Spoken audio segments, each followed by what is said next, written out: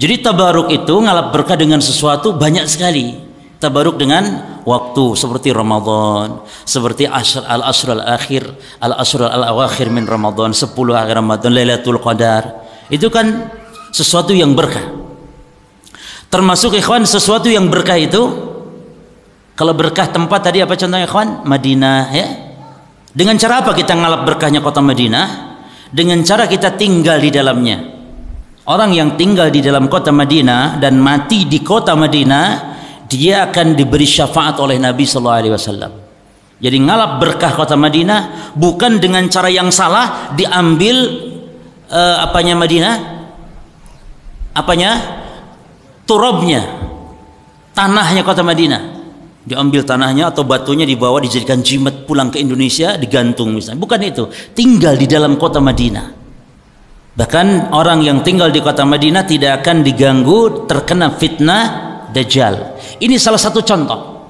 Jadi dalam masalah kaidah antum ingat dicatat 2 kaidah penting tadi. Penetapan sesuatu itu berkah wajib kepada dalil. Yang kedua, ngalap atau cara ngalap berkah itu wajib kepada syariat. Bagaimana caranya? Ya. Seperti kota Madinah banyak yang ngalap berkah. Seperti habatus sauda saja ikhwan. Ada sebagian orang yang keliru dalam cara ngalap habatus sauda. Jintan hitam itu berkah. Karena Nabi mengatakan habatus sauda dawa min kulli syai' ilal maut. Bahwa jintan hitam itu adalah penawar dari berbagai macam penyakit kecuali kematian. Yani penyakit mati itu nggak ada obatnya. Mati itu sudah ada penangkalnya. Selain mati ada penangkalnya. Nah caranya bagaimana ngalap berkah batu sauda? Sebagian orang ditaburkan di pojok rumah untuk ngusir jin. Sebagian orang ditaburkan ketika membuat pondasi rumah untuk supaya rumah tidak roboh. Ini keliru. Bagaimana cara ngalap berkahnya? Dengan cara dimakan, yang dengan itu timbul kesehatan, timbul kekuatan. Demikian pula madu, cara ngalap berkahnya. Nah ini makanan-makanan cuma ya.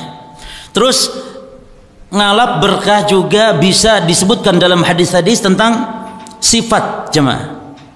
Sifat-sifat dengan perbuatan-perbuatan. Contoh, makan, jika makannya ngumpul beda dengan makan sendiri. Kalau sendiri tidak berkah makannya, tapi kalau ngumpul itu berkah. Sahabat pernah ngadu, ya Rasul, kami kalau makan ini tidak kenyang ya Rasul, ini selalu kurang lapar terus. Kata Nabi, ala tabtariku fil akal, mungkin kalian makan misah-misah. Kata para sahabat, naam ya Rasulullah, ini misah-misah kami betul ya Rasul. Kata Nabi, berkumpullah. Nah, cara ngumpul makan itu cuma caranya bukan seperti kita makan ngumpul satu ruangan tapi piring masing-masing, bukan begitu. Yani makan berjamaah, makan ngumpul dan itu berkah kata Nabi. Yang dimaksud apa? Bikasratil aidi. Satu piring banyak tangannya. Banyak tangan yang merogohnya begini-begini banyak.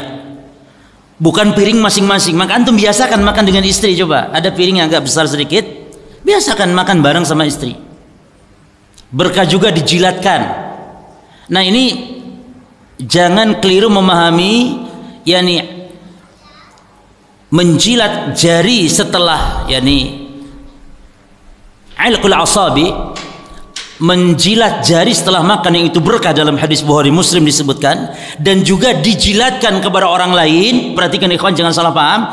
Yang dimaksudkan dijilatkan kepada orang lain yang memang kita tidak merasa jijik. Bukan berarti kepada teman, enggak, kepada orang yang tidak merasa jijik. Siapa contohnya? Kazaujah, seperti istri kita. Imam Nawawi menjelaskan, bukan berarti bebas kepada orang, tolong jilatin nih, anak baru makan nih. Loh. Atau anak kecil kita atau anak kita.